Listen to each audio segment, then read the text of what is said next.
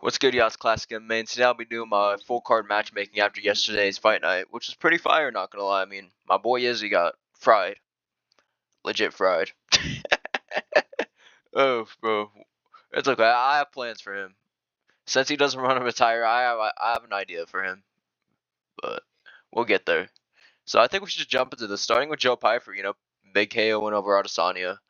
I think he's like a fight a win away from a title eliminator, and I think a great fight to like give him a chance at that. I say we run Joe Pyfer versus Brendan Allen.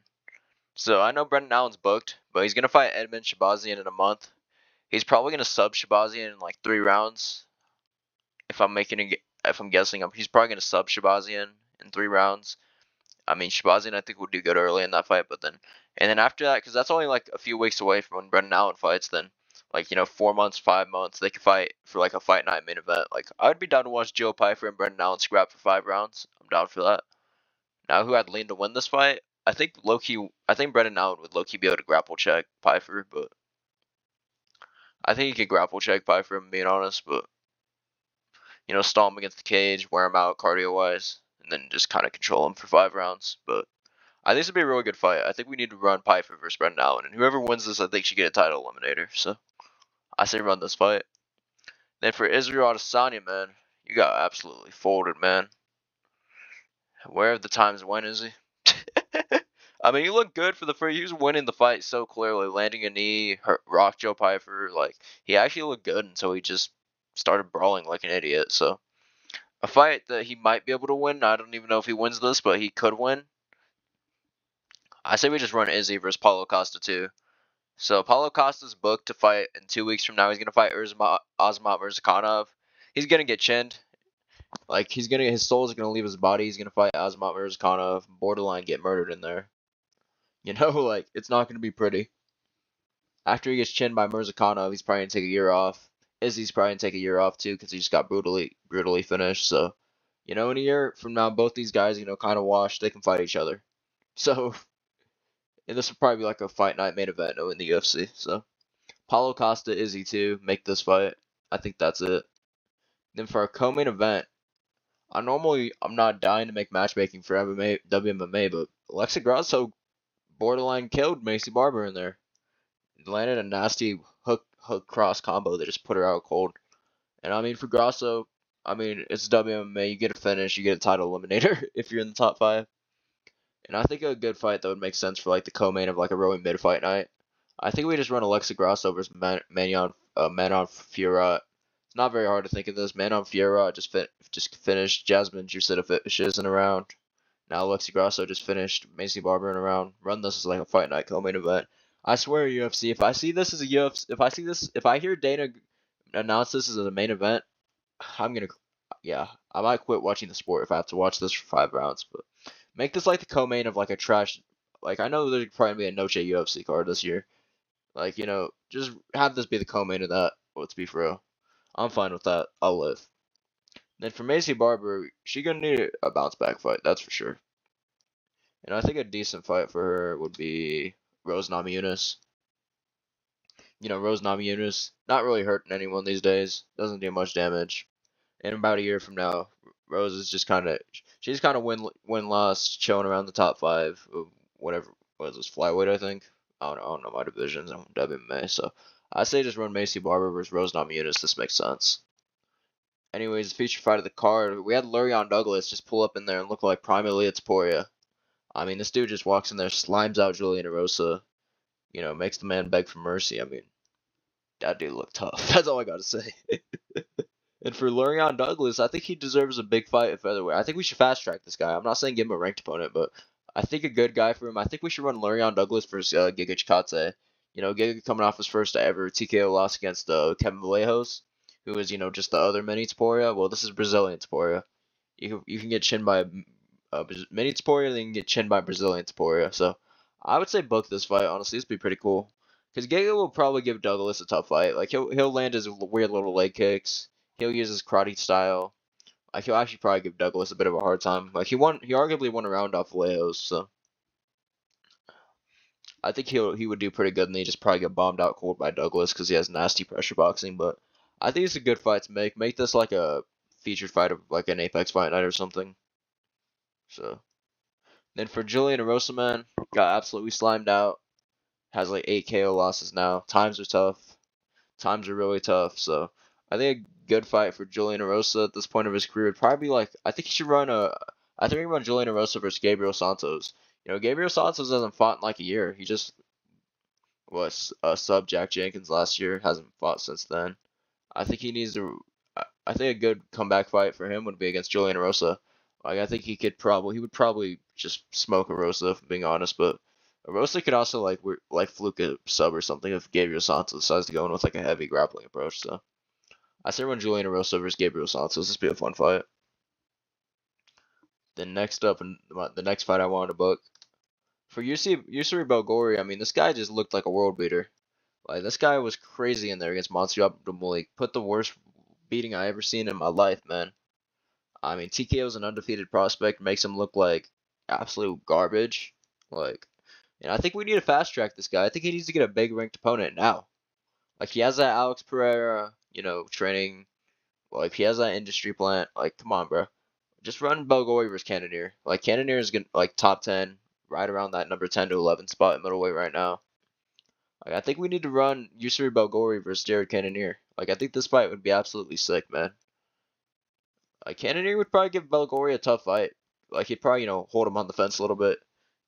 Maybe land couple big shots since Belgori does get touched sometimes in his fights. Like not a lot, but people can't land on him at times. So I say run this fight. Belgori would probably TKO Cannonier in like 2 rounds, but this would be a fun fight.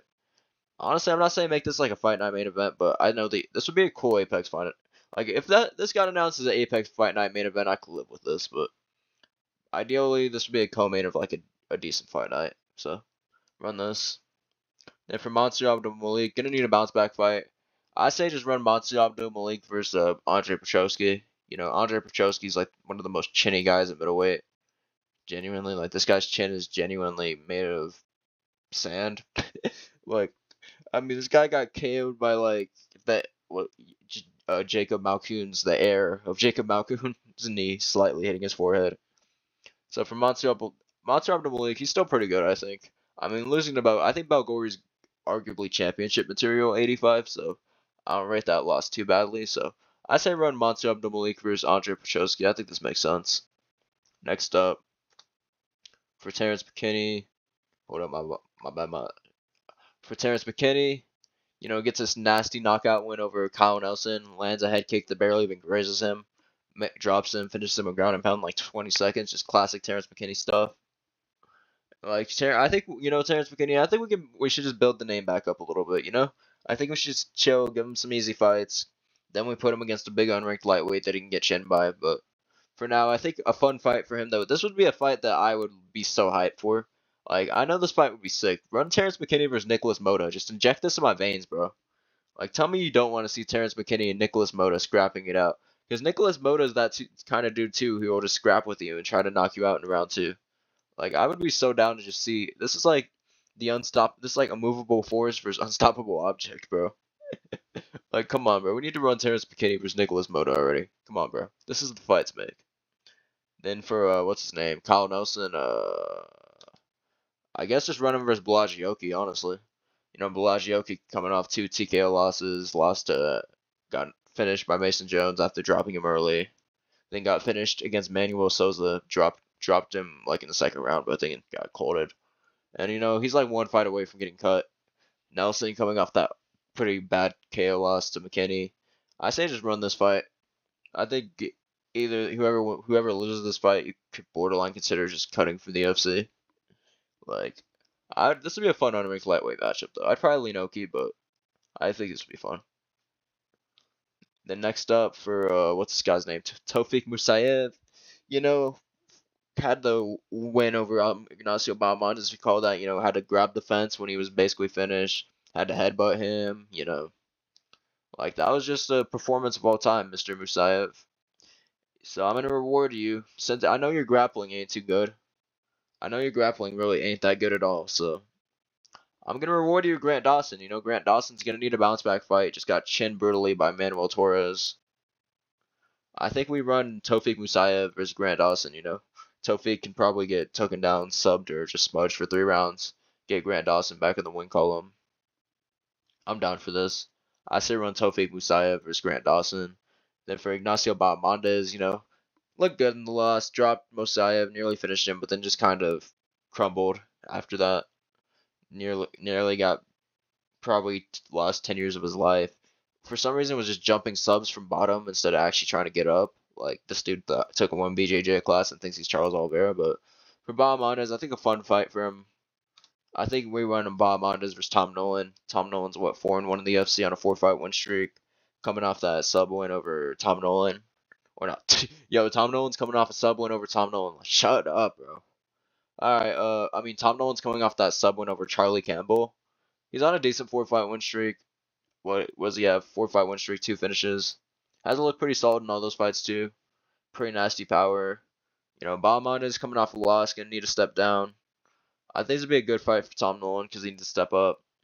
And this would be a really competitive fight. Both these guys tall, lengthy welterweights, a lot of power in the hands. Tom Nolan's defense is a little sus, but I think he's probably I'd say he's the better technical striker than Bahamondes. I'd say I rate him higher striking wise, but I'd say Bahamondes could probably catch him just because Tom Nolan's defense is pretty bad. This guy did get chinned by Nicholas Mota, so this would be a fun unranked lightweight matchup though. Like, I would not be mad if this was like the featured fight of a fight night. So run this for what's this guy's name? Lance Gibson Jr. Chinned my boy Chase Hooper badly with an elbow. And I just think we need to make kind of an Apex NPC kind of fight. Like, this just sounds like the kind of fight that'd be on the main card of an Apex card. Just run Lance Gibson Jr. versus Jakar Close, bro. Like, this is it's unranked lightweight slop. Let's be for real. Jakar Close coming off that win over Edson Barbosa where he won a boring decision. Lance Gibson Jr. coming off his first win in the UFC KO over Chase Hooper as a decent underdog.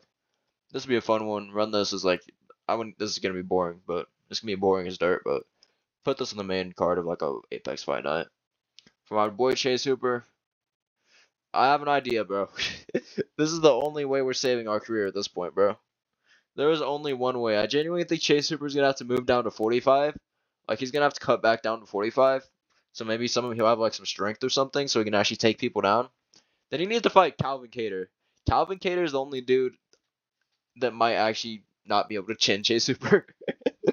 Like, if we're Chase Hooper bounce back, I think we just need to bab my boy Chase Hooper bounce back against Calvin Kattar. Like, I say send Chase Hooper back down to 45, have him fight Calvin Kattar. If he can't beat Calvin Kattar, then just cut him from the roster. But, I say run this fight. For, what's this guy named? Tyrell Fortune. What a decision win over Marcin Tybura. Looked, as good as any blob heavyweight does against Marcin Tybura. Won a clear decision, 29-28. And now he's going to be number 9 or 8 at heavyweight. I think a good fight for him would be, just run him the Sergey Spivak test. If Fortune can beat Spivak, then give him a top 5 opponent. Like, just basically, we're just going to run back what they did with Ante Delija and run it with Tyrell Fortune. I think he fights Sergey Spivak next. That's the fight to make. Then for Tybura, Tybura is 40 years old. I'm just going to fade him. What do you expect? I think we need to get Tybura a bounce back win. I say this is pretty simple matchmaking. Just rebook the Vulture Walker fight. Vulture Walker foot will probably be healed in a few months. Tybura, always just existing in the division, just blobbing around. I say run Tybura versus Vulture Walker. Get Vulture Walker in the top 10 of the division. So, I say run this fight. Then Navajo Sterling gets a pretty sick KO win. Finds his first finish in the UFC. And honestly, he called out Ian Kutsalaba, who's like a borderline ranked guy coming off the sub win over Umar Sy. And honestly, I'm cool with that. I think this is a good test for Navajo Sterling. I think this is a good step up for him. I think fighting someone like Kutsalaba, if he can beat someone like Kutsalaba, who's kind of a tough out for anyone, then I think he can, then I think I would assume that he's at the very least like top 10 level. So I say run Navajo Sterling versus Ian Kutsalaba. Though this is like the featured fight of like an Australia fight night. This would be pretty sick. Then for Bruno Lopez, I'm just going to make the ultimate, blockhead unranked light heavyweight slot matchup. I say just run Bruno Lopez versus Ibo Aslan. Ibo Aslan coming off that knockout loss to Baranowski. Nearly killed Baranowski in that fight, though, so give him props for that. I think this would be a pretty sick fight, though. I mean, just two unranked light heavyweights just losing years of their life. Like, run Bruno Lopez versus Ivo Aslan. Inject this in my veins, bro. I want to see this. Then for Ricky Simone, goes to a draw with Adrian Yanez, if you want to call it that. Let's be fair, Adrian Yanez won that fight, but went to a draw. You know, it is what it is. Ricky Simone still showed he's a pretty solid gatekeeper in the top 15. Always going to be competitive with those guys just around the top 15. And I think a good fight for Ricky Simone would be Daniel Marcos. Daniel Marcos coming off that sub win over Miles Johns. Pretty nasty guillotine. I think it'd be a pretty good fight, though. Like Daniel Marcos, Ricky Simone. I probably lean Ricky Simone to win this. Daniel Marcos still hasn't impressed me that much. He's not that good, but I think Ricky Simone could low-key just kind of bully him. Kind of just size mong him, but I think it'd be a good fight. And for Adrian Yanez, at this point, bro, let's just get Adrian Yanez a real bounce back. This would be a sick fight, man. I say we just run Adrian Yanez versus Cody Garbrandt at this point. Cody Garbrandt deserves to get slimed out after faking nut shots to win his last fight. So, I say we just run Adrian Yanez versus Cody Garbrandt. Put this on like the featured fight of like a Texas fight night. Like, I'd be so down to watch these two guys scrap. Yanez chins Garbrandt, by the way. Sorry if you can figure that out, but get Giannis finally back in the win column. He should have been back in the win column yesterday. He kind of got done dirty. It is what it is. So I say run Giannis versus Cody Garbrandt. So anyways, y'all, that's my video today. Tell me what y'all think. What fights would y'all make? Do y'all agree with my matchmaking? Drop your comments below. Maybe hit the like button, subscribe. I wouldn't mind. I'll catch y'all later. Peace.